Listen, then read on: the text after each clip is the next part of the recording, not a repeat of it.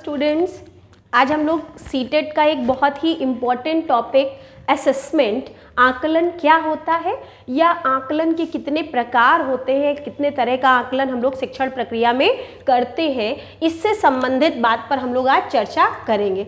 तो सबसे पहले हम लोग बात करते हैं कि आकलन है क्या, असेसमेंट होता क्या है। तो जैसे हम लोग शिक्षण प्रक्रिया के दौरान जब भी शिक्षण कार्य करते हैं तो किसी न किसी रूप में हम छात्रों के ज्ञान को, उनकी योग्यताओं को, उनकी क्षमताओं को और उपलब्धियों को जांचने का प्रयास करते हैं। तो जिन तरीकों से या जिन माध्यमों का प्रयोग करके हम छात्रों के सीखने के तरीके को, उनकी उपलब्धियों को जांचते हैं, उन्हें हम लोग जो कहते हैं वो क्या कहते हैं, आपका परीक्षा भी कह सकते हैं, परीक्षण भी कह सकते हैं, आकलन भी कह सकते हैं, मापन भी कह सकते हैं और मूल्यांकन भी कह सकते हैं। ये सारे शब्द एक ही श्रेणी में आते हैं जिनका किसी न किसी रूप में प्रयोग हम शिक्षण प्रक्रिया के दौरान करते हैं।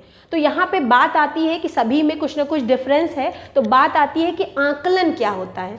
तो किसी छात्र में पाए जाने वाले वे गुण, उपलब्धियां, योग्यताएं जिन्हें ना तो हम प्रत्यक्ष देख सकते हैं, ना ही हम किसी इकाई में उसे अभिव्यक्त कर सकते हैं, उन गुणों को जांचने के लिए हम जिस शब्द का प्रयोग करते हैं उसे हम क्या कहते हैं, आकलन कहते हैं। जैसे जिनको मापने की कोई निर्धारित इकाई नहीं बनी है, हम उन उपलब्धियों को आकलन के द्वारा प्रस्तुत करते हैं। तो आकलन जो है आपका वो क्या है, कई प्रकार का होता है। जैसे सीखने का आकलन, सीखने के लिए आकलन, सीखने में आकलन और सीखने के रूप में आकलन।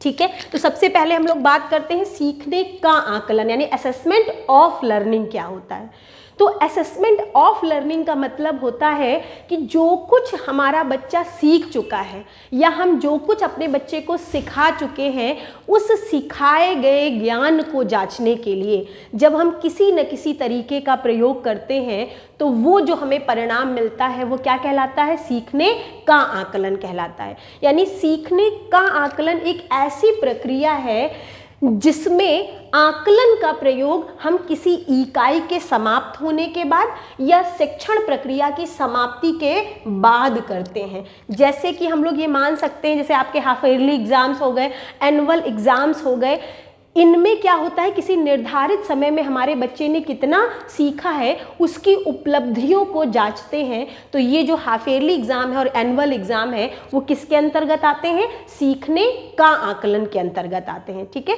सीखने का आकलन जो होता है वो एक व्यवहारवादी दृष्टिकोण पर आधारित है जिसमें हम सभी छात्रों को ऑब्जर्वेशन के द्वारा या परीक्षाओं के द्वारा उसकी उपलब्धियों को प्रदर्शित करते हैं। सीखने का जो आकलन होता है, हमें एक चीज़ याद रखनी है कि इस आकलन का प्रयोग सतत नहीं किया जाता है, ये एक कंटिन्यूअस प्रोसेस नहीं है, बल्कि इस आकलन का प्रयोग हम किसी कार्य के समाप्त होने के उपरांत या किसी इकाई के समाप्त होने के उपरांत या किसी पर्टिकुलर शिक्षण अधिगम प्रक्रिया के समाप्त होने के उपरांत ही करते हैं। ठीक, इस आकलन को अध्यापक भी कर सकता है, इस आकलन को बाहरी भी कोई व्यक्ति कर सकता है। यानी ये जो आकलन होता है वो पूरी तरह से फॉर्मल होता है यानी औपचारिक होता है। जैसे सपोज हमने किसी बच्चे को, क्लास 8th का बच्चा है या क्लास 5th का बच्चा है, मैंने उसे एक साइंस का बहुत इम्पॉर्टेंट प्रोजेक्ट बताया या एक इम्पॉर्टेंट चैप्टर पढ़ाया और हमने बच्चे से कहा कि इस चैप्टर पर आपको एक प्रोजेक्ट तैयार करना है और उस प्रोजेक्ट को आपको अपने एग्जामिनेशन में या एग्जामिनर के सामने प्रस्तुत करना है। तो अब बच्चे ने सीख लिया और फाइनल एग्जाम में उसने उसी पर प्रोजेक्ट बनाया और उस प्रोजेक्ट को उसने एग्जामिनर के सामने प्रस्तुत किया। अब उस बच्चे में कितने गुण हैं, कितनी उपलब्धियां हैं, कितनी योग्यताएं हैं, किस क्षेत्र में वो ज़्यादा बेहतर है या किस क्षेत्र में वो ज़्यादा बेहतर नहीं है, इन चीज़ों का हम आकलन नहीं करते हैं, बल्कि जैसे ही अध्यापक ने या जैसे ही एग्जामिनर ने उसका प्रोजेक्ट देखा, उस प्रोजेक्ट के आधार पर हम उसे अंक प्रदान कर देते हैं या उसकी उपलब्धियों को प्रदर्शित करते हैं। तो ये जो आकलन होता है वो क्या कहलाता है, सीखने का आकलन कहलाता है। यानी आपने अगर बहुत बेहतर बनाया है प्रोजेक्ट तो आपको 10 में 9 मिल जाएंगे। अगर किसी कारणवश उस प्रोजेक्ट में, भले आप कितने ही प्रतिभाशाली क्यों ना हो, किसी कारणवश उस प्रोजेक्ट में कुछ कमी रह जाती है तो आपको 10 में 7 भी मिल सकते हैं। यानी आपकी उपलब्धियों को उस पर्टिकुलर प्रोजेक्ट के माध्यम से ही जज किया जाता है। यानी उस पर्टिकुलर टाइम में आपने क्या अच्छा किया है, केवल उसी के माध्यम से आपको जांचा जाता है। क्या कह रहा है कि यह जो आकलन होता है वो समेटिव असेसमेंट यानी योगात्मक आकलन पर निर्भर करता है। क्यों? क्योंकि उस पर्टिकुलर टाइम में या उस पर्टिकुलर इकाई में आपने जो कुछ भी सीखा है, आपकी उन सभी उपलब्धियों को या तो ग्रेडिंग के माध्यम से या फिर अंकों के माध्यम से आपको प्रदर्शित की जाती हैं। ठीक है, इस आकलन में हम जो भी फीडबैक अपने बच्चे को देते हैं वो फीडबैक किसी भी इकाई के या उस कार्य के समाप्त होने के उपरांत दिया जाता है।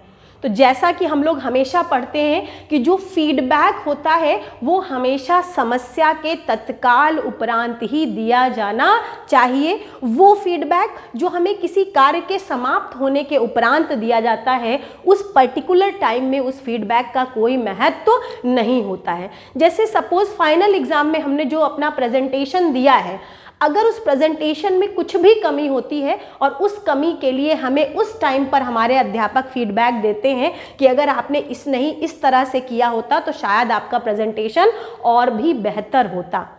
अब उस समय में हम उस प्रेजेंटेशन में कोई सुधार नहीं कर सकते हैं। तो वो फीडबैक जो हमें किसी यूनिट के समाप्त होने के उपरांत मिलता है, उसका वर्तमान समय में हमारे जीवन में कोई उपयोग नहीं होता है। सीखने के आकलन में हमें जो फीडबैक मिलता है वो इकाई के समाप्त होने पर ही दिया जाता है। फिर क्या कह रहे हैं कि इस आकलन में जो बच्चे के जजमेंट का तरीका होता है, यानी हम सभी छात्रों को एक ही क्राइटेरिया के आधार पर या एक ही मानक के आधार पर जज करते हैं। यानी एक ही मानक के आधार पर हम सभी छात्रों को जज करते हैं।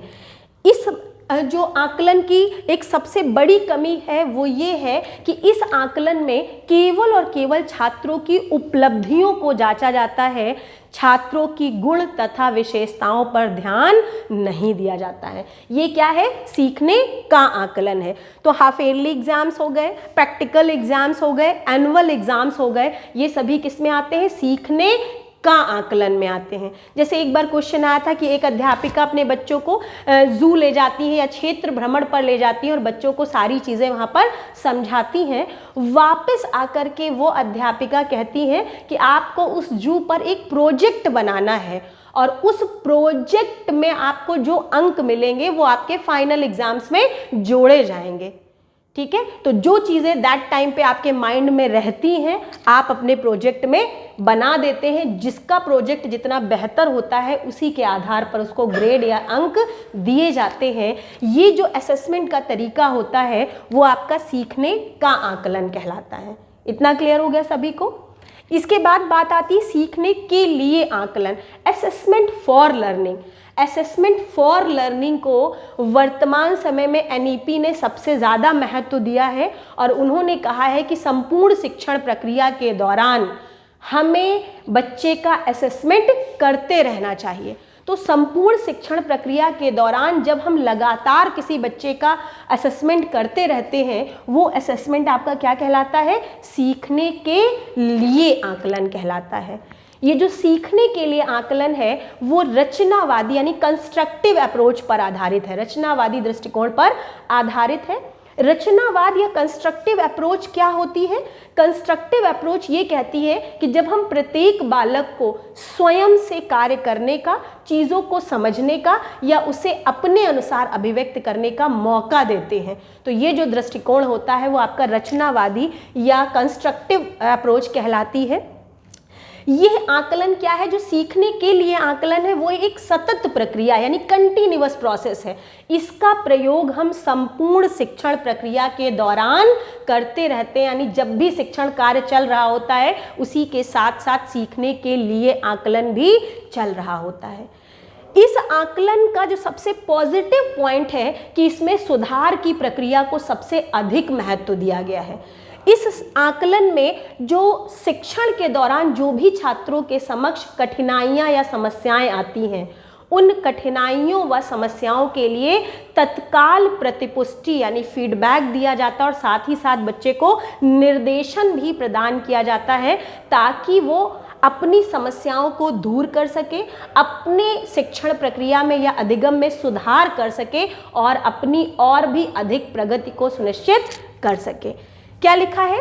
इस आकलन से प्राप्त सूचना का प्रयोग अधिगम में सुधार के लिए किया जाता है। यानी अगर कोई बच्चा किसी कार्य को कर रहा है या कुछ सीख रहा है, कोई चीज़ उससे गड़बड़ हो रही है, अगर हम तत्काल ही उसे फीडबैक दे दें कि इस तरह से नहीं, आप इस तरह से अपने सवाल को लगाइए तो आपको जल्दी रिजल्ट मिलेगा, तो क्या हुआ, बच्चे के पास एक अवसर है कि उसने आपके फीडबैक को समझा और उसने अपने तरीके में तुरंत सुधार किया।